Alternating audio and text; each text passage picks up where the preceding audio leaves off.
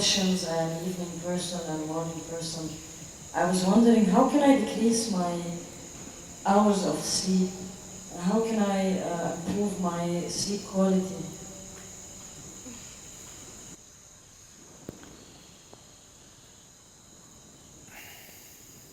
You want to increase the quality of your sleep means you want to reduce the quantity. Is that what you're saying? Yeah, somehow Okay. both. My need for the hours I want to decrease, and I want to improve the quality. Okay.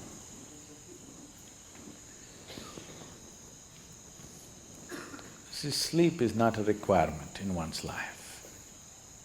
What the body requires is rest. Sleep is just one form of rest. A lot of people are beginning to think, in Tamil Nadu if somebody says, rest pannikaranga, means they're sleeping. Need not be, you can sit and rest, isn't it? Yes? You can stand and also rest. You're running, if you stand, doesn't it feel like rest? You're standing, if you sit down, doesn't it feel like rest? There are many ways of resting.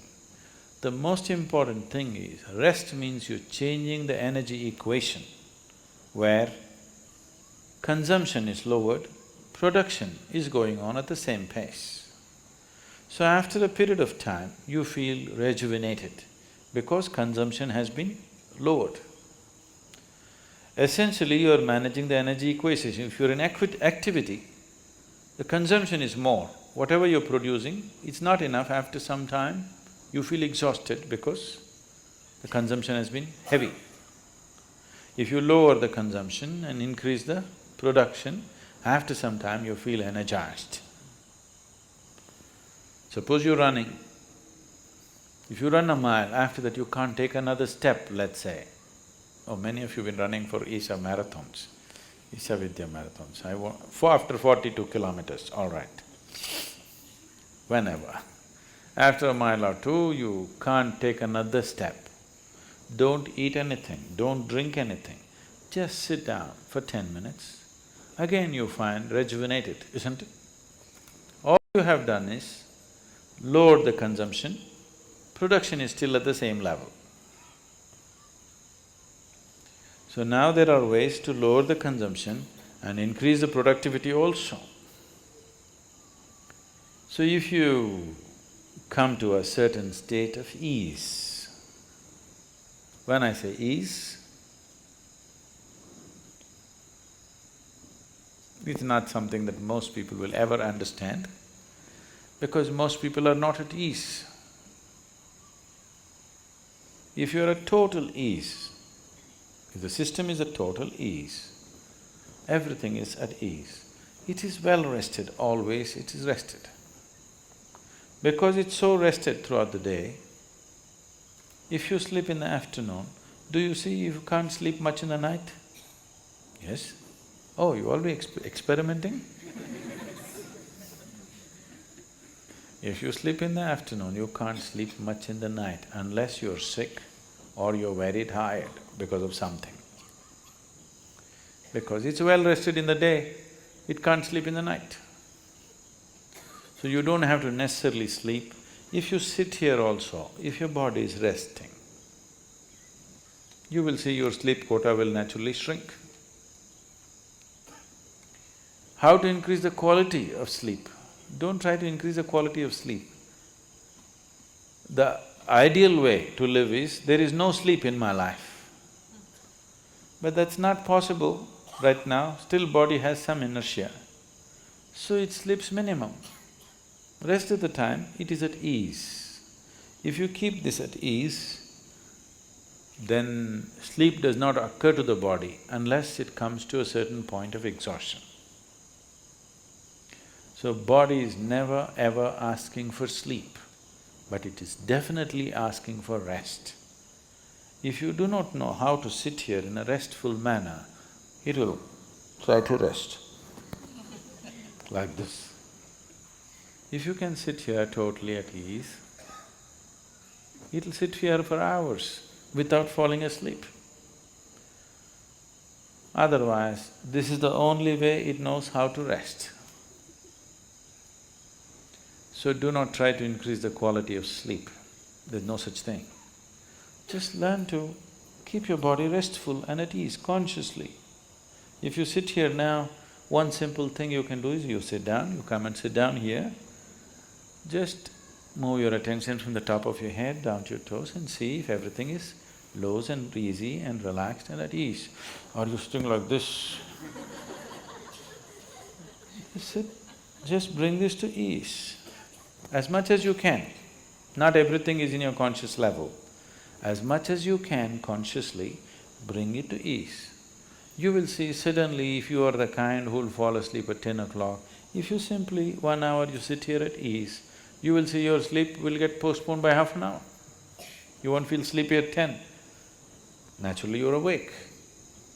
So instead of trying to increase the sleep quality, now you increase the quality of life. If you increase the quality of life, when I say increasing the quality of life, nothing in your life, whatever you may be doing, from simple breathing to any complex activity that you do in your life, the quality of that will not improve if you cannot do it with ease. Is that so? Only when you can do something with total ease. Let's say you're riding a bicycle. If you're riding like this, you can't say you're enjoying your cycling. If you can ride it with ease, with so much ease that even if you take off your hands, it'll go only straight, the way you want it to go. You're at ease. Because that you're at ease, the quality of your cycling has improved, isn't it? Or because the quality of your cycling has improved, you come to an ease. Whichever way, only if you're at ease, it means the quality of what you're doing has reached a certain pitch. The quality of your life has touched a certain dimension only because you're at ease. So these two things are connected. So if you enhance the quality of your life, naturally sleep quota will go down. If the quality of your life goes bad, you can't do anything with ease, then also you cannot sleep. But stressfully you cannot sleep. Not because you're well rested you cannot sleep because you're stressed out. If you do this, you will not live long. If your body does not get enough rest, it will die, it will break, something will go. If you are not at ease, that means you are in dis-ease. You're heading there. You are in dis-ease means you're in a certain state of ill health. But if we say you're diseased, that means you're dead. So don't stay into the direction of disease, move into the direction of ease. If you become totally ease, sleep quota will come down. Quality of sleep will be good because quality of life is good. You want to increase only the quality of your sleep, life does not work like that. If you wake up well in the morning, you will also sleep well in the night.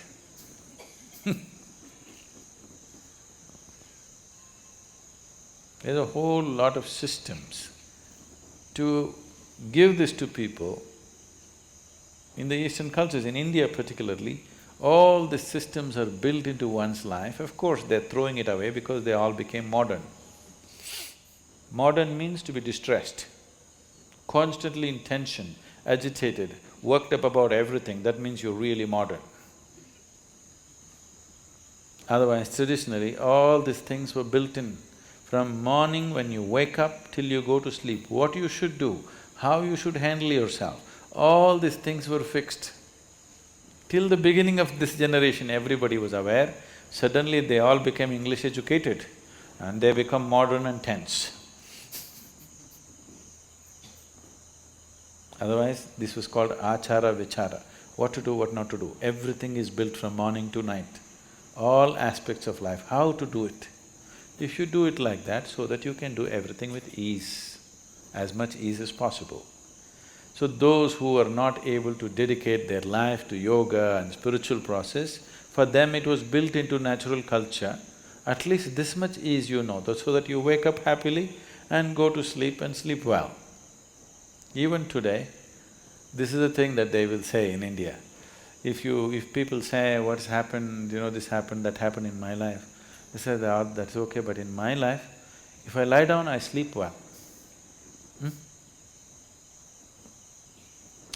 He might have made so much money, it's okay, but I sleep well. You hear this? People say this part of the cultural expression. I sleep well means I'm living well. Only because I live well, I can sleep well. If I'm not living well, I cannot sleep well. So do not try to improve the quality of your sleep, improve the quality of your life, then you will naturally sleep well also. Lot of either negative things or positive things in sleep. This is getting too easy. Just sleeping sadhana. So coming awake to an alarm bell with a sudden start is not the best way to do your life.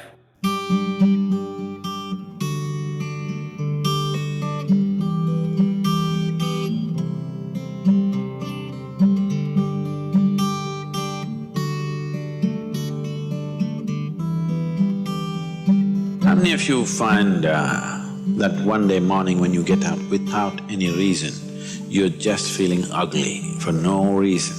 If it is happening even at least 2-3 times a year, if it is, then you must do certain things before you go to bed. It's very, very important. Because unconsciously, you need to understand this, you can incubate a lot of either negative things or positive things in sleep. Either pleasantness or unpleasantness, you can incubate very effectively, uninterrupted in sleep. You can also incubate it in the day, but there are so many interruptions, it doesn't happen very efficiently. But if you have a tendency to go to bed in a certain way and you wake up in the morning really nasty for simply no reason, that means you're incubating things in the night very efficiently. Bad eggs. This is not just about psychological disturbances, it can cause major physiological problems over a period of time. It's important that you eliminate these things from your life.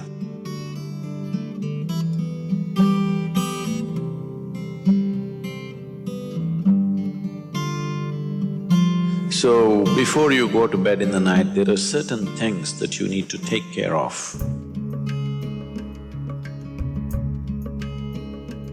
It's best if you're eating meat and other kinds of meals, you eat at least 3 to 4 hours before you go to bed. The digestion is over. Before going to bed, drink a certain amount of water and go to bed. You will see it gets taken care of just like this. One simple thing can be just a shower. Always to shower before go to bed, it'll make a lot of difference. In this weather, maybe cold showers are difficult, so you go for lukewarm showers, don't go for hot showers in the night. Go for lukewarm showers, it makes you alert. So you will think, oh, I cannot sleep. It doesn't matter, you will sleep 15-20 minutes or half an hour later, but you will sleep better because it will take away certain things. When you shower, it is not just the dirt on the skin that you're taking away. Have you noticed if you're very tense and anxious, whatever, just a shower, you came out, it feels like almost the burden has been taken away from you? Have you not noticed this? So it's not just about washing the skin, a whole lot of things happen when water flows over your body. This shower is a very rudimentary buddhi shuddhi because over 70% of your body is actually water. If you run water over it, a certain purification happens, which is beyond cleaning the skin. One more thing if you want to do, you just light an organic oil lamp, a cotton wick, some oil, anything. What do you use here? Normal cooking oil. Linseed oil, rice bran oil or sesame oil, what do you have? Olive oil, fine.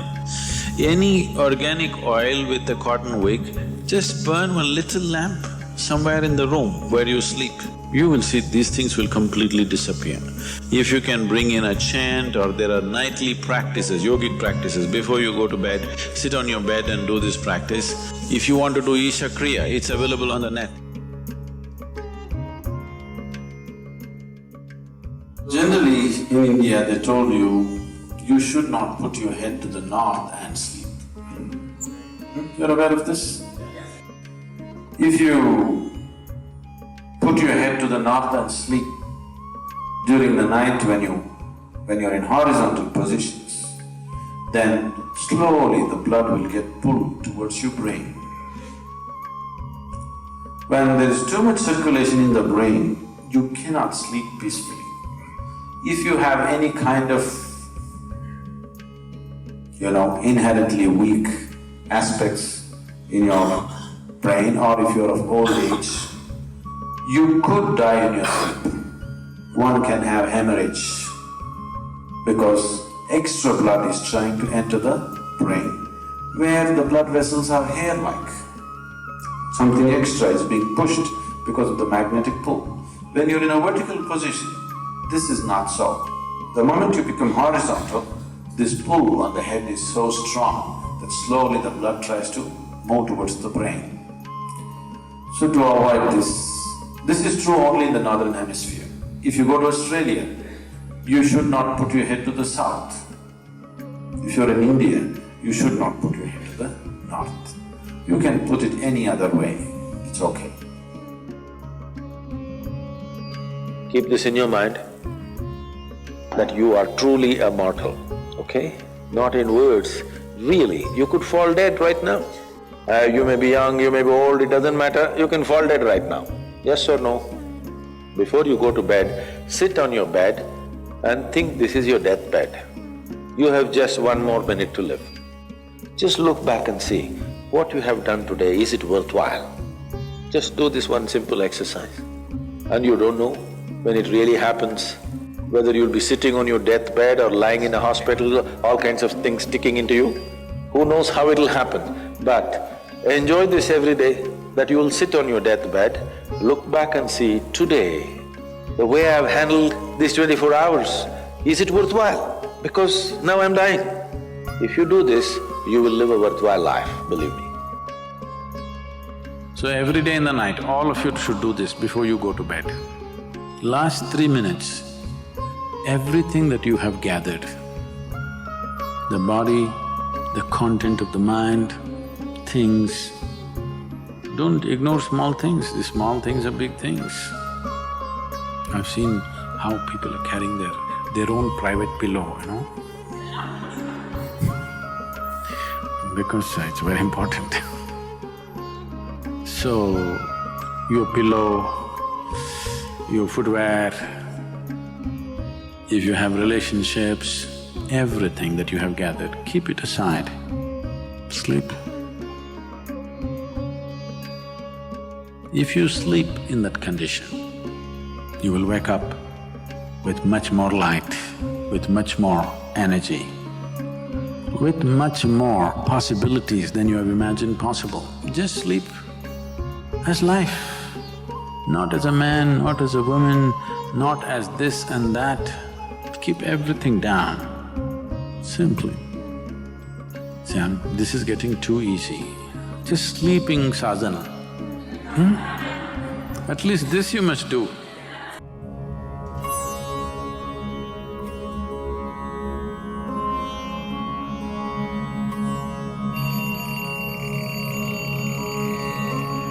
So what kind of sounds come awake to will determine the context of the day and the future of your life in many ways.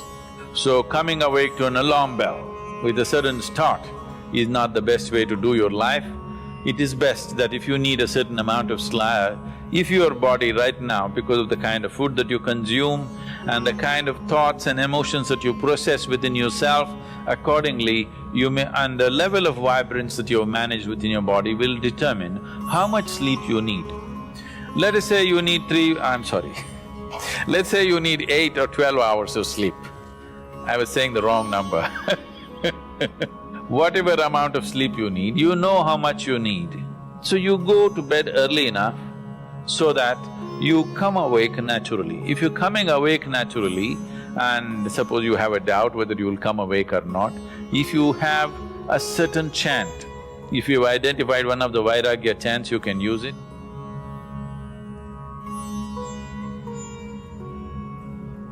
Physiologically, one important aspect of you is your heart, the pumping station for your blood circulation, which pumps life across the body.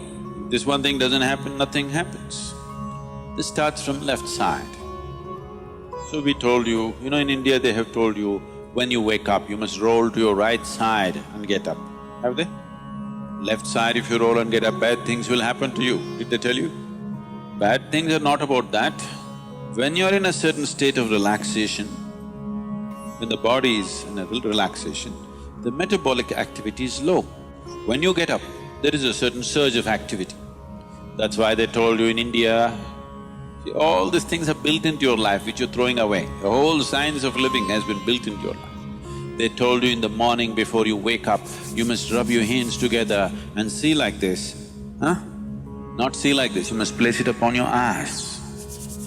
You do this, you will see God. It's not about seeing God.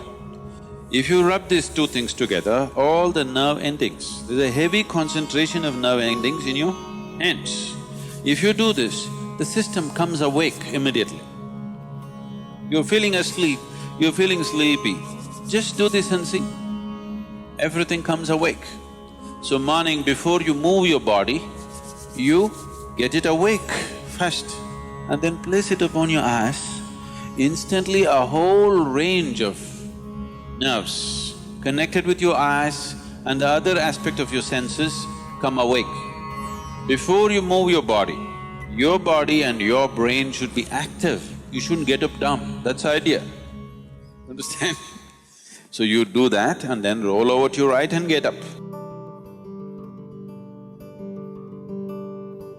Today, if all of us go to bed, by tomorrow morning, nearly 250,000 people won't wake up. Natural death in the world. Suppose you wake up tomorrow, you guaranteed? Have you come with a guarantee card? No guarantee card. So suppose you wake up, let's say.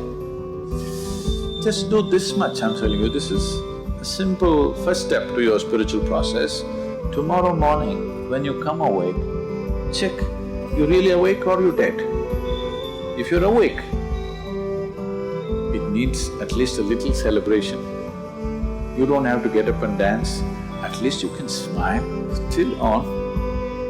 250,000 people died. They were like you and me, poof, they went off, isn't it? Wherever you look, they're not there. Here I am still, alive. One big smile, will you?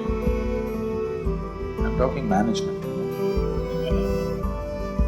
Then if 250,000 people died, at least 3 to 5 million people lost somebody who's dear to them. You check those 3, 4, 5 people who matter to you, all of them alive today. One more big smile. Hello? Will you or not? Alive. If suppose right now, we put a gun to your head, will you think it's a relief? No. You'll be terrorized, isn't it? So that's how precious it is to be alive, isn't it so? That's how precious it is for you to be alive.